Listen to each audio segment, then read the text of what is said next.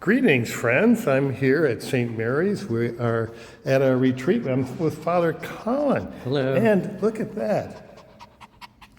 It's his dog. And I know a lot of you are going to miss Father Patrick's dog. He's leaving today. And so therefore I thought that you would like to see Father Collin and his dog.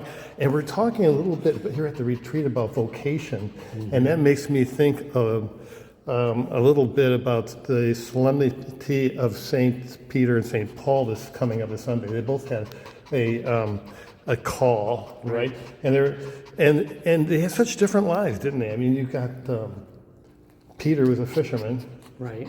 yeah, Right. and Paul, who was a scholar, Yeah.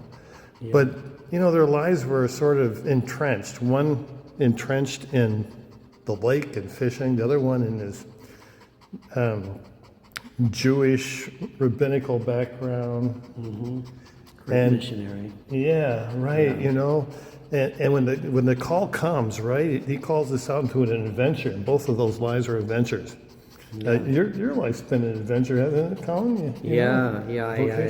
I am celebrating 22 years of priesthood. This just a couple weeks ago, my anniversary. You look far too young for 22 years of priesthood. Yeah. Thank you. I'm almost as young looking as my dog. One of the emphases of this retreat that we're on is how God initiates the call and how God calls us.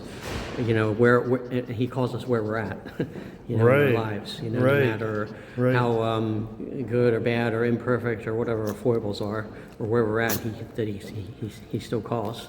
Yeah. And we joyfully respond to that call, hopefully. Hopefully, because we might not joyfully respond to that, and if that's the case, we miss out on the adventure of life. That's right. Right, because it's always exciting to see the adventure that God called Peter into.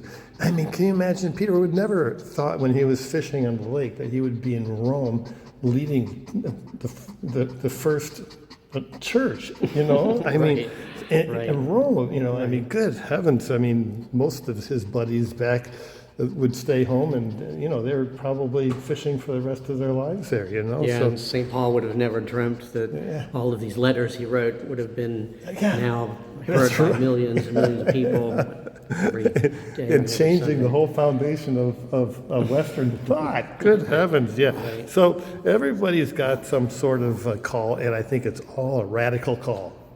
Yes. And if we follow, we are... down here. Yeah, well, the dog got tired there, yeah. Anyways, but I'm having a good time here at the retreat, and so are you, Father Collin. And, yes, thanks great. for being willing to be with this Pastorgram. I decided to be behind a statue here of, it's supposed to be St. Mark, because I couldn't find one of St. Paul or St. Peter. He looks a little bit like Don Quixote, don't you think? Yeah. But, by the way, you guys have a great pastor here. A great pastor. Well, anyway, okay. Well, God bless you all, and we'll see you on Sunday. Bye.